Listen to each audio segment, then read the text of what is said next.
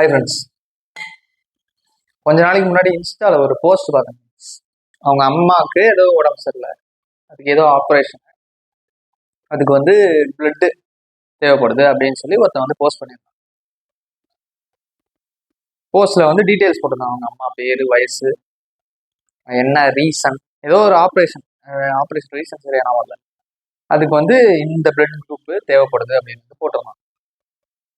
சரி, நீ பேரு போடுற, ஏஜ் போடுற, மெடிக்கல் கண்டிஷன் போடுற, ஓகே. எதுக்கு கேஸ்ட் ரிலீஜியன்லாம் மென்ஷன் பண்ணும்? சரி, கேஸ்ட் ரிலீஜியன் மென்ஷன் பண்ணிக்க, ஓகே. பொதுவாக என்ன, பொதுவாக ஃப்ரெண்ட்ஸ், இப்போ பிளட்டு தேவைப்படுது அப்படின்றவங்க மென்ஷன் பண்ணுவாங்க. என்ன மென்ஷன் பண்ணுவாங்க? இந்த மாதிரி ஸ்மோக்கிங்கு, ட்ரிங்கிங் பழக்கம் இல்லாதவங்க பிளட்டு கொடுக்கலாம் அப்படின்னு வந்து மென்ஷன் பண்ணுவாங்க. அதை நம்ம வந்து ஓகே ஒத்துக்கலாம். இது வெஜிடேரியனாக இருக்கணும், நான்வெஜ் சாப்பிட்டுருக்க கூடாது, அவங்க தான் பிளட் கொடுக்கலாம்னு சொல்கிறாங்க. அதுவும் ஓகே ஒத்துக்கலாம். ஏன்னா வந்து regardless of caste and religion there are people who don't eat meat. ஆனால் இந்த பர்டிகுலர் கேஸ்ட்ல உள்ளவங்க மட்டும்தான் பிளட் கொடுக்கணும் அப்படின்னு சொல்றது வந்து எந்த விதத்துல?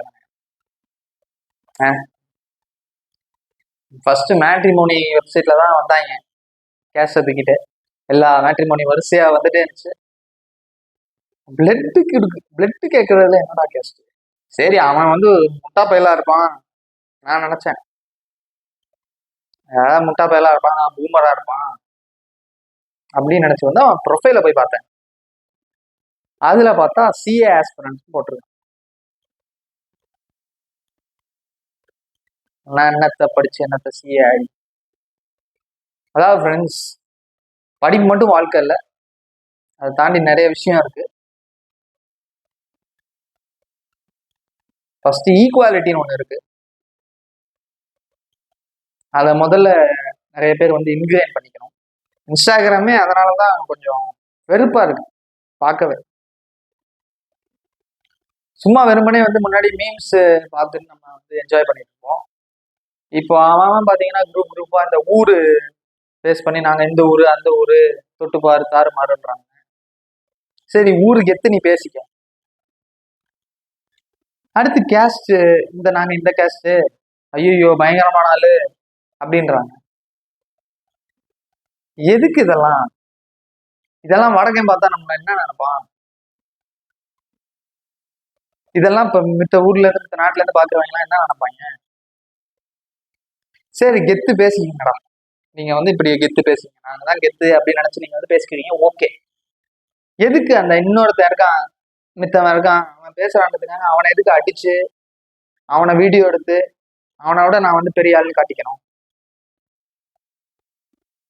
இப்ப என்ன 10 கிலோ குறைஞ்சிருவாமா அவன் கெத்துன்னு பேசுறனால? இது கேஸ்ட் மட்டும் இல்லை, காலேஜ் வெர்சஸ் காலேஜ் அப்படியெல்லாம் நிறைய. போனோமா படிச்சோமா ஜாலியா வந்தோமான்னு இல்லாம அது என்ன காலேஜ், எங்க காலேஜ் கெத்து, இந்த காலேஜ் கெத்து, அது என்ன இன்ஜினியரிங்னா லெஃப்ட்ல போ, ஆர்ட்ஸ்னா ரைட்ல போ, பாலிடெக்னிக்னா நேரில் அவனையும் முடிச்சு அடிச்சு போட்டானுங்க. இது நான் ஏன் இன்ஸ்டாகிராம் அப்படி சொல்றேன்னு பாத்தீங்கன்னா, நமக்கு துளி கூட சம்மந்தம் இல்லாத ஆட்களுக்கு கூட நம்ம வந்து வக்காலத்து வாங்கணும்.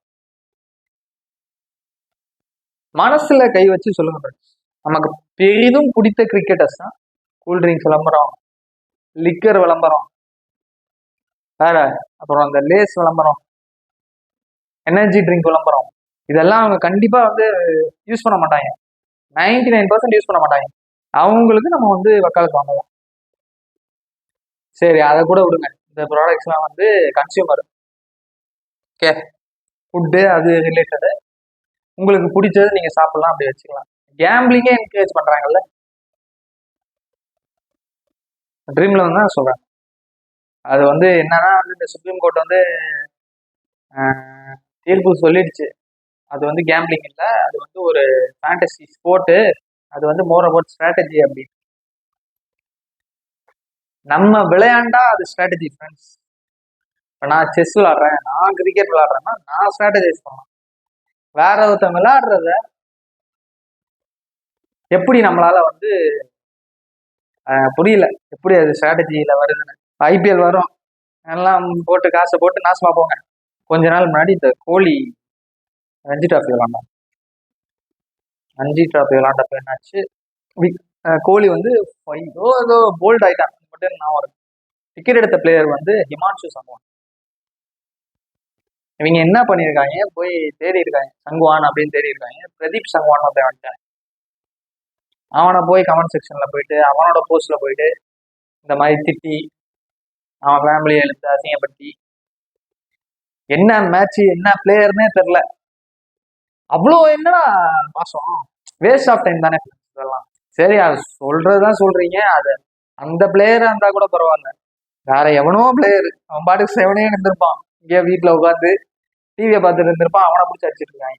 இதே மாதிரிலாம் பார்த்தா டிராவிஸ் ஹெட்டுக்கு திட்டுவாங்க.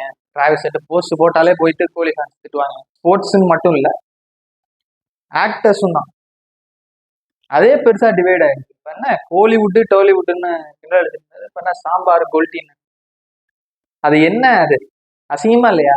ஏன் இதை சொல்றேன்னா ஃப்ரெண்ட்ஸ், இது வந்து it's a waste of time arguing with most people.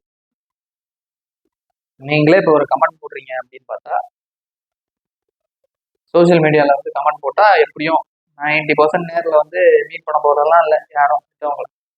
ஆனால் செகண்ட் மணிக்கு ரிப்ளை வரும். நீங்கள் அதை ஹார்ட்டுக்கு எடுத்துக்காதீங்க. முடிஞ்ச அளவுக்கு அந்த மாதிரி கமெண்ட் போடுறத வந்து ரெஸ்ட்ரெயின் பண்ணிக்கங்க. முதல்ல இன்ஸ்டாகிராம் ஆப் யூசேஜே ரெஸ்ட்ரெயின் பண்ணிக்கங்க, குறைச்சிக்குங்க. நம்மளை சுற்றியே எவ்வளோ நல்ல விஷயங்கள் இருக்கு, அதை எக்ஸ்ப்ளோர் பண்ணலாம். எவ்வளோ புதுசு புதுசாக நம்ம வந்து கற்றுக்கலாம். அதை விட்டுவிட்டு அந்த ஆப்பில் டைம் வேஸ்ட் பண்ணுறது எனக்கு உடன்பாடு. வித் திஸ் பீயிங் செட், இவங்களே அக்கௌண்ட் வச்சிருக்காங்க இன்ஸ்டாகிராமில். எனக்கு இன்ஸ்டாகிராமில் இருக்கு ஃப்ரெண்ட்ஸ், அக்கௌண்ட் இருக்கு. ஆனால் நான் அதில் வந்து இந்த மாதிரி எதுவும் பேசி அந்த மாதிரி நான் வந்து போஸ்ட் போட்டது இல்லை. இதனால நான் ஒன்று யோசிக்கிறேன், ரீல்ஸ் அக்கௌண்ட் ஒன்று ஆரம்பிக்கலாம் அப்படின்னு வந்து யோசிக்கிறேன். நான் இந்த மாதிரி பேச மாட்டேன் அந்த இதில். அதில் maybe I will try to increase my tempo.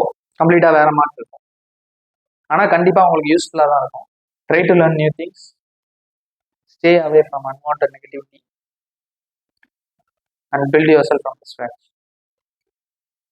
தான் ஃப்ரெண்ட்ஸ், இன்னொரு நல்ல வீடியோ வரேன். Until then, bye.